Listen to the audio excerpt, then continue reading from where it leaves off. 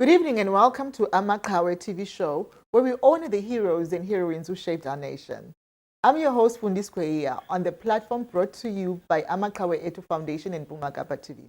Tonight we pay a tribute to Charlotte Amaqhawe, the mother of freedom, a pioneer, a visionary, and the first Black South African woman to earn a university degree. She was an intellectual, freedom fighter, and a tireless advocate for justice, education, and women's emancipation. As we open Heritage Month, reflecting on her legacy reminds us of the resilience, leadership, pursuit of freedom that define our heritage. To help us reflect on her extraordinary life, we are joined by a woman who herself has walked the path of fearless journalism, storytelling, and truth-seeking, Zubeida Jaffer. An author and award-winning journalist, she has chronicled the lives of women leaders and continues to ensure that their voices echo across generations.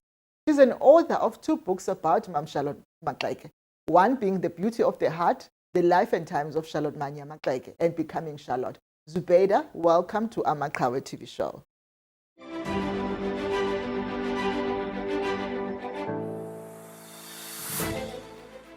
Welcome to Amaqhawe TV show, and please greet our viewers at home. Molweni, everybody. Yes, you're welcome. You're welcome, Mam Zubaida. Let's start right from the beginning. Actually, let's get on the matter. We're discussing Mam Charlotte Amaqhawe's legacy and her life today. And given that you have written extensively about her, and in terms of your writings, I believe you have 2 books about her life. Yeah, we'll have to flight those. Yeah. And let's start right at the beginning from the early years, Tell us about Mam Charlotte Amaqhawe's childhood in the Eastern Cape. What environment do you believe shaped her early life in the Eastern Cape? She was fortunate to be part of a family that was very, you could almost say, loving and organized. They were involved with music. They were singing a lot. The brothers were playing instruments. The parents were quite involved with the church, and the mother was literate, but the father was not. Okay. And so all of that contributed to do and it to the conditions at home, firstly at home, and then was the slow development of a close community at Fort Beaufort and then eventually Uitenhage. Yeah. So she had the advantage of being part of a you could say very stable family. Yes. Fantastic. Fantastic. How important was her family background in instilling these values, which later defined her leadership, rather? How do you think these values actually contributed into the leader she later became? Both the parents contributed, and her father was especially supportive of her dreams, because from the time when she was young, she was already saying she wants to study abroad. So come back and teach people in her father's village, which was in Amaqhawe in the north, because she got to know that her father couldn't read or write. And her sister, Katie, I write about it in the book. Her sister thought it was funny that the father couldn't read, but Charlotte was, very upset. She said no. She asked her father, "Can the people in your village, could they read and write?" He said no. And then she said, well, she's going to learn, and then she's going to come back and teach people. And that's what she did. She kept Fantastic. her as a young, she was young still when she had this, hope, this Yeah. dream. Yeah. And at a time when education for Black girls was rare, how did she manage to access the learning opportunities? Well, primary school took place at the church, so it wasn't that complicated. Mm. She was able to go to the local church and Mm-hmm. go to primary school. But the Mm-hmm. problem became in high school when she had to go to high school. Mm. She to go to high school, she would have had to go to Gqeberha or then Yes. Port Elizabeth. Yes. And it was far for them. It would be far for her. And the only way she could go is if she worked as domestic at Mm. her at one of the church people, but the white church people Mm-hmm. in Port Elizabeth. And Mm. when her grandfather got to hear about this, the grandfather from Amaqhawe, he said, no, no, no, no, no, no, you Mm. can't send a young girl to Mm. go in so far away and, without a family and no Yeah. family near. And so that became a huge uh, obstacle, which I describe in quite a lot of detail in Yeah. my second book called Becoming Charlotte, Yeah. Yeah. and which I'll recommend everybody to read. Mm. And Definitely. um, it really tells the story of what she was faced with and how she eventually, went to work as Yeah. domestic in order to go to high school. Oh, fantastic. That's very interesting.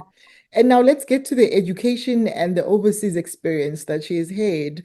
And one of the most remarkable aspects of Maklake's life is her pursuit for education, And she traveled for far beyond our borders in South Africa. She went outside of the country to seek for knowledge, So looking at that, she studied at the Wilberforce University in Ohio State in the USA, and becoming the first Black South African woman to earn a degree, a BSc Nogal in 1903. How groundbreaking was this achievement at the time? Yes, it was in 1901, Uh-huh. and she actually got there, you can almost say by chance. Hmm. She When she left South Africa, she went with a local choir Mm, because they were invited to go sing for the Queen in mm. Britain. And so Wow. they went, and so that was a big step forward. And they went to Britain and they spent more than 2 years there. And at some point they were also abandoned by their managers. Hmm. And after they came back, and that's a long story. Hmm. Um, and while she was there, she was always looking at possibilities of where she could study. Mm. But nothing came together in Britain. Hmm. So she came back, but then they got an invitation to go to the US to sing. Hmm. And so she went. And Mm. then strangely, the same thing happened to them there when Mm. their managers abandoned them. And Mm. then the story about the fact that they were abandoned Mm. was in the newspaper there Yeah. in the USA. Wow. And people from the AME church, they saw this. Hmm.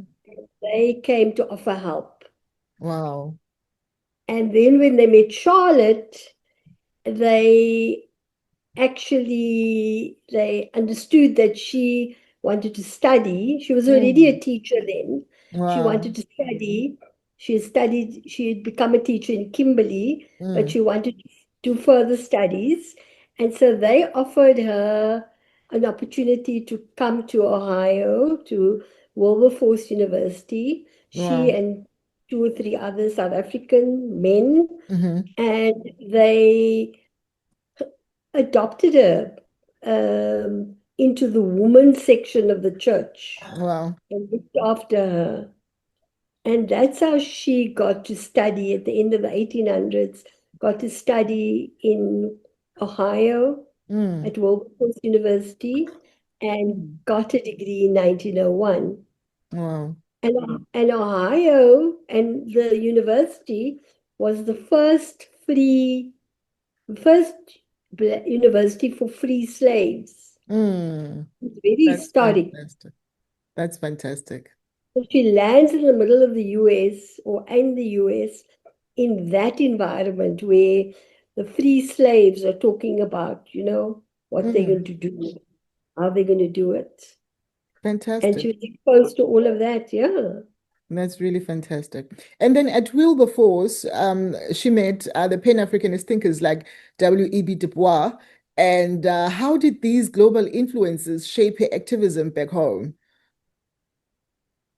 Well, it definitely exposed her to the Pan-Africanist thinking Mm, in amongst the free slaves, mm, and W.E.B. Du Bois, Booker T.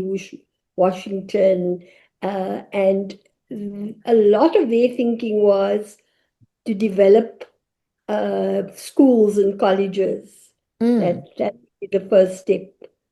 And she in London, she had met the suffragettes mm. there. So she'd been exposed to an enormous number of influential people at Wow. the turn of the century. Wow. That's, And yeah, and W.E.B. Du Bois, whom you know, very famous, he wrote a message about her a number of years later, very strong, which is in my book, which yeah, which praised her yeah. greatly. And also on the book by A.B. Kluma, if I'm not mistaken. Yes, Yes, yes, that book, yeah, he wrote a exactly. preamble about Yeah, how that's correct. an educated Black girl. Yeah, Yes, that's yeah. fantastic. Oh, that's fantastic and very inspirational, I must say. She also performed with a choir, as you had mentioned, that toured the UK, raising funds and spreading the awareness about what was happening in South Africa in terms of the apartheid. And actually, the racial segregation at the time, it was not formally apartheid, I believe. But what does this say about her as both as a cultural and intellectual ambassador of the country? What does it say about her? I would say she was very conscious of her privileged position. You know, those of us who study, those of us who have the opportunity to study and travel, we are privileged. Yeah. We are the privileged, people in our country. So Mm, I think she must have been aware that she was in a privileged position, mm, and she utilized that to speak about the conditions faced by people under colonialism, of her people under colonialism. She really, really spent a lot of time speaking about that, and that's so admirable. that is because I think it's a story that actually led me to actually apply for a scholarship abroad as well and study abroad because when I read about her and started understanding her legacy, I was like, I need to be like that. I need to go out of the Yeah, country so that I could make a difference. It's very yeah. inspirational, And now we move But come home. But come home, yes, yes, people yes. go out of the country. Yeah, Yeah, we're here to tell, because yeah, that's the we message. yeah. Go, study, but come back and bold. Yes, and that's why we're here sharing their stories to inspire young people, to Fabulous. study and do more for society, to build the country. Fantastic. Yeah. And Fantastic, then, Wendy. thank you. We're moving towards activism, faith, and political leadership, returning to South Africa now. We're looking at her when she returned into the country, how Charlotte Maxeke transformed her education into action, you know exactly what we're talking about now, coming home and doing something to build the country, ensuring that education is not only the knowledge you acquire is not only for yourself, but it's for building your community, which is basically, I think, the pattern within her life. Now, she co-founded the Bantu Women's League in 1918, which later became the ANC Women's League. And why was this such a turning point in the mobilization of women in a country? It was a turning point because for the first time, Hmm. the women had an organization Mm, that was supporting them. Because you mm. see, when she was the only woman to attend the launch of the ANC in 1912. I Fantastic. think you know, I Yeah. think you may know that. But she wasn't able to be a member of the ANC Mm. because the membership was we didn't allow women, Mhm. but she was de facto member of the Yeah. ANC. And then, but when they formed the Bantu Women's League, suddenly they had a organizational backing. Mm-hmm. And Mum Charlotte was somebody who really believed in organizing women separately. Mm-hmm. She was very strong on that. Mm-hmm. And Mm-hmm. so she didn't live to see the launch of the ANC Women's League, but she, laid the foundations for that kind of approach when she when she led the Bantu Women's League. Fantastic. So she never wore the green blouse. No, well, I don't Yeah. think so. Yeah, it wasn't there at the time, I think. And then Mama Zubeda, tell us about Amaqhawe, that she was deeply rooted actually, in African Methodist Episcopal Church leadership. And how did her faith inform and strengthen her activism at the time? Look, she was always a child of faith, came from Mm-hmm. that background, but then Mm-hmm. she took the unprecedented step of when she was taken into the bosom of the Women's Might Missionary Society in Ohio, in the US. She introduced her uncle Mm-hmm. to the Amy Church, her Mm-hmm. uncle back in South Africa. And through discussions, eventually, the Amy Church then came to South Africa. So she's really you can say, almost the founder, Yeah, um, and yet she's not acknowledged there. Well, she is now acknowledged, yeah. but on the church notice, in Mm. Ramachoppa village, even though she was involved in helping to build the church, her name isn't there. Wow. But Wow. those years they didn't Yeah, mention the women. yeah. Yeah, we'll get to that actually. And in 1913, I believe she led the protest against past laws for women in Bloemfontein, which was long before the iconic 1956 march, And why is this act of resistance an important, in our liberation history? She was very involved in the resistance to the past laws, Mm. but she didn't lead that march. Mm-hmm. There were other women involved. I'm not sure whether she just wasn't there or whatever, but she was involved with that Yeah. movement. But the mythology is such that everybody says she led Mm. that march, but I wasn't able to confirm that. Okay. Um, I wasn't able to confirm. In fact, I was able to find that it wasn't so, Mm-hmm. but it's really not. It's neither here Not an nor issue. there because she was very involved Okay. with proposing the pass laws, Wow. and yeah, so I've now lost track of the question that you asked me. No, no, no, no. Actually, it was more on why do you think that resistance, was important at the time in terms of resisting the past laws? And now that you confirmed that she actually was involved, though she did not, there's no evidence to back the claims that she has led it, but she was involved in that resistance of the past laws. So, Yes. yes.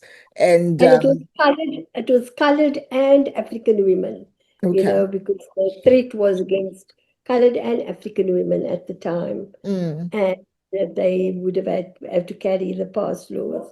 So she stepped in and actually kept the focus there mm. until, constantly. She did not let go of that issue until Yeah. the time she died. Okay. And then in Johannesburg, actually, in Johannesburg, and during her stay in Johannesburg, I believe that she assisted some of the miners that were incarcerated.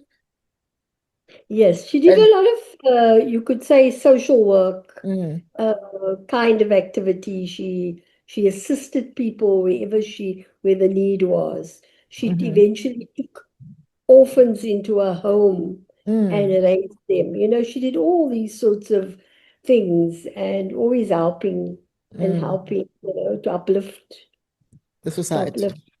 Yeah. That's very interesting, Ms. Zubaida.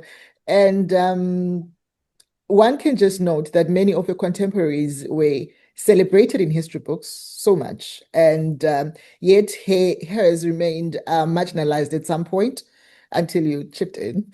And why do you think South Africa has been slow to recognize women like Mam Charlotte Maxeke? Well, many people were written out of history, Mm, but it's particularly her story. When I began to research it and understand it, I was really amazed that it was written out of history. I mean, it wasn't mm, written out of history by the colonial authorities. yeah. It was, in effect, written out of history by the liberation movement and others, because those of us who grew up in the 70s and 80s, we didn't hear Mm, about her, you know? mm, mm. So I think it's just I don't know, it's just, it's a patriarchal society and, Indeed. you know, yeah, it's that. That Men that get more attention than women. Yeah, yeah, there is that marginalization of women within our history and Yeah, unbanking women, especially the contributions of women in our society are really underbanked. I think I would say underbanked or even unbanked, some of them. yeah, It's yes. really interesting, and we appreciate women like yourself who keep on educating us as a society to know this Thank history, because such history is what makes us, because by learning about people like Mam Charlotte Maxeke, we get to learn about ourselves and society. And you cannot grow until you know your history, you know. So, But also we are being so punched by so mm, many difficulties that we need to understand how much effort has been made and how many people have persevered at a great cost. mm, So, you know, and we need to take control of our minds and mm, realize, hey, we've got many, many beautiful people, indeed. many, many good people, not Mm, just bad people. Because then we can grow our young people into a confident grouping, mm, to lead. indeed. Because you can't do this if you think you are, you know, you are, you come from no history, you come from nothing, and you Mm, are nothing. mm. We really can't carry on making people believe that. Fantastic, fantastic. I think it's time for us to take a break now, Mam Zubeida. We'll come back after the break and continue with the legacy and her recognition, because we've been talking more on the recognition of late.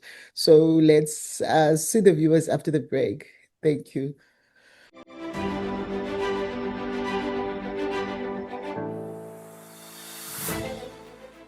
Welcome back to the viewers at home.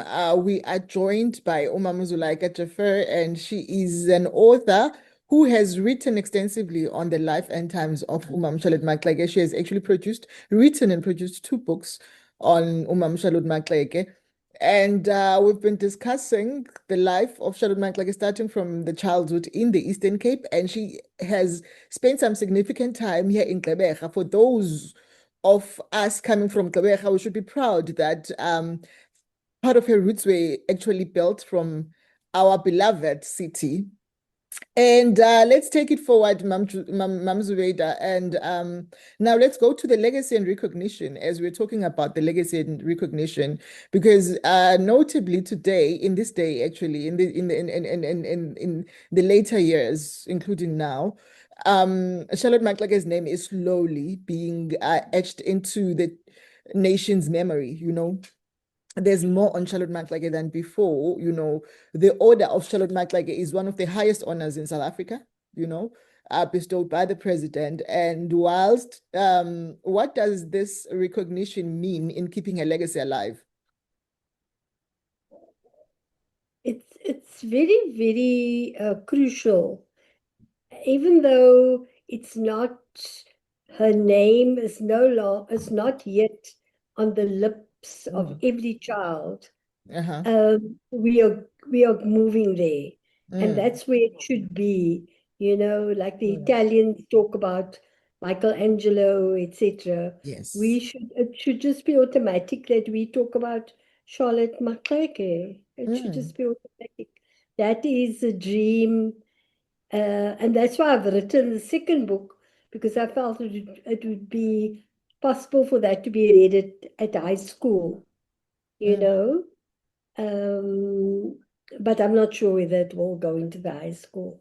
Hopefully it does, because I mean, for someone like myself who's been born and bred in PE, I was very Mm. shocked that she has spent some significant time here. As let me rather say, not just only in PE being Gqeberha, she has also spent some time in Uteneg. So she has spent let's say the Nelson Mandela Bay Metro has contributed into the woman that Charlotte has become. And it's Yeah, quite a proud it's enlightening for us to yeah, know that, and it's very empowering, because you see that if someone could walk in these corridors that we've been in, what would stop us? Right. exactly. Yes. And in your research and writing, how do you see her influence reflected in the struggles, and victories of South African women today? I'm not sure if you know how many women have, or how many women graduates we have in South Africa today. Mm-hmm. Uh, would you like to guess? I know I'm not the interviewer, but would you like to guess? It's good to change positions every now and then. Let's say from her time to now. Well, no, now currently, how many since 1994, you can say, how many women Let's say 3 million. graduated? 3 million. Yes. Well, that is quite ambitious. Yeah. Uh, I only have the figure from 2000, year Mm-hmm. 2000 to the year 2022. Mm-hmm. So 22 years. Mm. And because before that, there wasn't a proper record. Oh. So it could be as much as that, but at the moment it is over 2 million Mm. just now, right? Mm. But of course, but that's women of all races. Mm. Now, that is what we've produced in the past 30 years. Before that, there was not a lot of women, as you know. Mm-hmm. Not a lot of black women, colored women. There were more white women.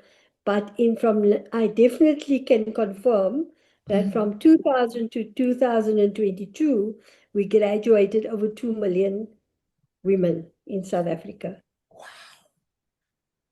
And, you know, if you think of that and you think that Mam Charlotte was the first one in 1901, and 125 years later, 124 years later, we have over 2 million, including yourself. Uh, I'm not in that Bracket. Yeah. 2000, but is that not extraordinary? It is. It's a silent revolution that's happening. It But of is. course, we are so obsessed with all the wrong things that we are doing.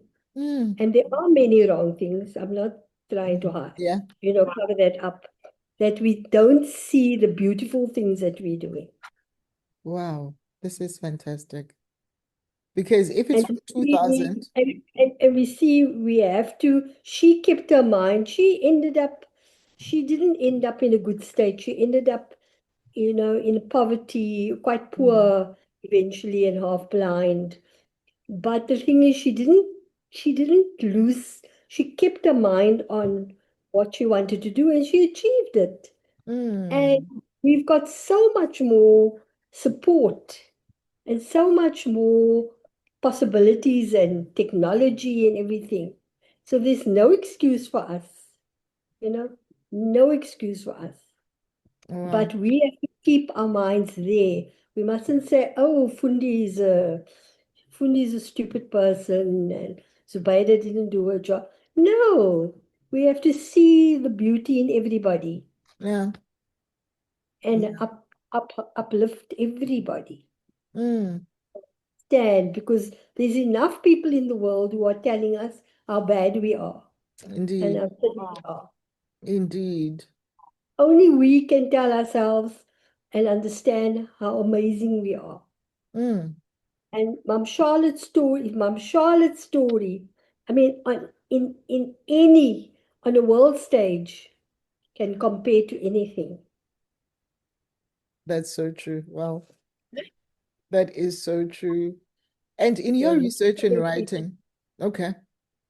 that's a message that we all have to, promote. Yeah. Yeah. Fantastic. That's really amazing. And in your research, Mam Zubaida, and writings, how do you see her influence reflected, in the struggles and victories of South African women today? I mean, I think I've given you an Yeah. illustration Yeah. You that put it really illustrates it. And we didn't know her name, but she laid the foundation. indeed. She was the president of the National Council of African Women when she Yeah. died. And she just laid the basis. And today we don't have we have the ANC Women's League, but we don't have a women's organization that perhaps focuses only on women and empowering women. And maybe that's what we have to work towards, you know? Non-partisan organization. And actually, her legacy also speaks volumes when you look at the women that are actually have entered into science, who have BSc. Because when I grew up, I mean, it's shocking for me that Mam Charlotte studied BSc in the 1800s, because when I grew up, all I knew was a nurse and a doctor and a teacher. Yes, When of I course. was I was born in the 80s, but I still knew a doctor, a nurse, and a teacher, and a police person, and a Mm, soldier. I didn't know about yeah, BSc until I got into university. yeah, It's so yeah, amazing that at that time in the 1800s, there was a woman that actually left the country to go and study BSc and graduated. It's quite inspirational that yeah, with those kind of challenges that were prevalent at the time, there was someone who could still achieve that. yeah, yeah. Quite inspirational, And that's the person who opened the path, indeed. who started off I could say, the education train, Yeah. started it going, and her generation of young people, it was all young people in Kimberley who had this vision, Mm, of getting educated and getting others educated.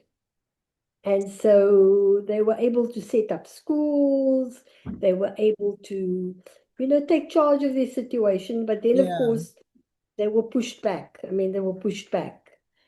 So we've got to get going and it's fantastic that you guys are doing this television station. We've got to build it, we've got to strengthen it, Mm, mm, and got to be in charge of it. mm, And so that in 10, 20 years' time, when the next set of young women come in, they can just walk in there, it's already sorted. mm, mm. But that's what we have to do. Fantastic. Fantastic. And if Mam Charlotte Maxeke could walk through the streets of South Africa today, looking at the inequality and gender-based violence and unemployment, what causes do you believe she would champion? I definitely think she would be talking about gender-based violence Mm-hmm. because she spoke about, the title of my book is Beauty of the Heart. Mm, I gave it that title because she spoke about the importance of beauty of the heart. mm, Spoke about how important important it is to be dignified Mm. in all that we do. And a lot of that we have lost in a way. The African way, the Islamic way, the way of a dignified woman. Mm. And we need to, I think and she actually makes a statement calling on men to treat Mm. women well. Well, And and I think if we just take that one quote that's yeah. in the book, Mm-hmm. and we really make people aware of it, but she would have, I'm sure, she would have been horrified the extent to which we have not been able to create harmony and balance Mm. uh, between the sexes, because Mm. we've gone from one extreme to another, Yeah. but we need to come to the center now. We need to find the harmony. We need to find the Mm. balance, because both men and both women are needed. Mm. Men are needed, women are needed to make a family work properly, Mm. Mm. you I know? get that. Yeah, that's very true. And I know you've touched on this a little bit as we're talking, but do you believe institutions like schools and universities are doing enough to actually ensure that Mam Charlotte's story is told to the younger generation? No, I'm not, my books, my my other books that I've written, not on Mom Charlotte, has Mm-hmm. gotten more traction Mm. than book, which is really surprising to me. Mm. Very, very surprising. And there's been no commitment from the education authorities. It's been, Indeed. it's just been, I mean, it's almost like I'll have to go from school to school singly, but Mm. that's a big job, you know. Mm. And I feel I've done my work as far as Mum Charlotte is concerned. I've done two books. Mm. One is the researched one. One is the imaginative one for Mm-hmm. younger readers. And so I've done my work. Yes, you So have. so people somewhere else must decide, look, this is of value or Mm. not of value, but Indeed. this is a value, and each child must read this, high Mm. school child, or even we think even grade 7, so standard 5. Mm. So, but I can't be doing that. And Yeah, nobody's taking the initiative. That's that's just the very true. reality. That's just the reality. That's very true. We're not investing into our history as a Mm-mm. country. Yeah, Mm-mm. that is very We're true. reading books. We're getting the kids to read books that are about other countries, Mm. uh, about other people. And here we have, fortunately, my second book, Love in the Time of Treason, Mm-hmm. that some schools are beginning to take that. Mm. But the Charlotte book, no, Charlotte book.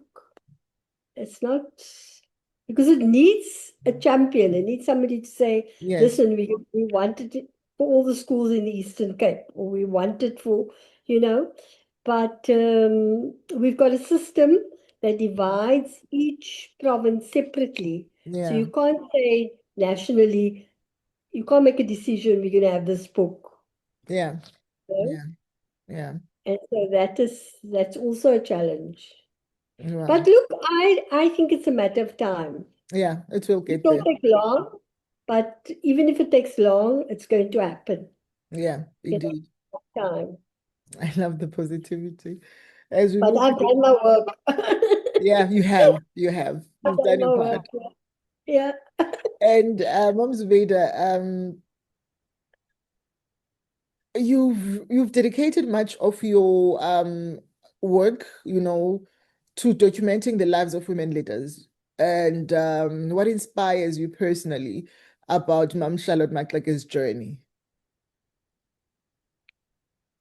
Firstly, I didn't know the story myself, Mm-hmm. so that was the that was very strange because I'm a journalist, and journalists are curious people, Yeah, and so they usually they're know out there. things that other people don't.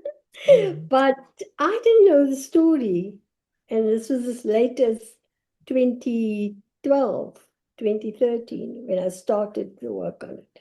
So that is some really amazing. The second thing, one of the most striking things for me was that I found speeches. I've put, I think, 3 of the speeches on my website. I found speeches that had been written down. Mm-hmm. Now, only we don't even write down our speeches when we give Mm. speeches, but she had speeches written down that I can Wow. read. Now, that I thought was phenomenal Yeah.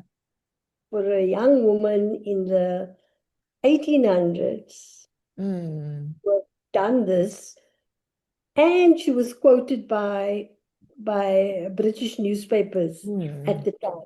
And I found those. Mm. So for me, it really showed she was no average, person, Mm. and she was somebody that we can each child should be able to find themselves in her. And Yeah. in this book, Becoming Charlotte, I've included Saul Plaatje Mm-hmm. as a character, but Mm. it's fictional because Saul Plaatje wasn't at primary school with her, but I've Mm-hmm. put him at primary school with her so that the boys can also have a Someone a, to a, look a out role to. model, a role Wow. model, you Wow. know. That So the is book, yeah, so the book has got Charlotte and it's got Saul Plaatje. wow. And they did become friends. They were together. They were connected in Kimberley. So they're Mm. not completely not Yeah. connected. But I kind of just, you know, made the story so the boys can also have a role model. And if Wow. they, if our kids just study these two, Mm. then I think they'll be in a way in terms of believing in themselves. Wow. That is amazing, Mam Zubeida. As we head into the end, what message would you want to leave with young women watching this program about Charlotte Maxake's legacy today? I would say that it's no use if I've written these books if they don't read it. Mm-hmm. I would say that they need to become very familiar with the history and the conditions then. And I would like them to say, look, those conditions were horrific. Mm. Uh, she lived through the 1913 Land Act when Mm. all the land was taken away. She lived through the 1910 Union Yes. when all people of color were excluded Mm-hmm. from the political system. She Mm. lived through all that. Mm. Now we are living with the consequences of all that, and Yes. it's not pretty, and some of it is our own fault, Mm-hmm. but I would like them to say, no, I'm not going to be miserable. I'm going to Mm. plod along and do what Charlotte did and make a contribution strongly, so that in 10, 20 years' time, we can have a beautiful Rebecca. Yes.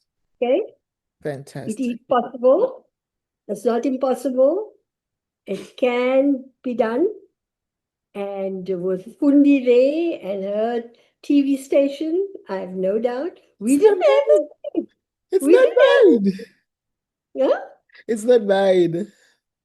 No, I mean the TV station there, Yeah, yeah. in Rebecca. We didn't have these facilities. We didn't have Mm. radio stations and cell phones and TV stations.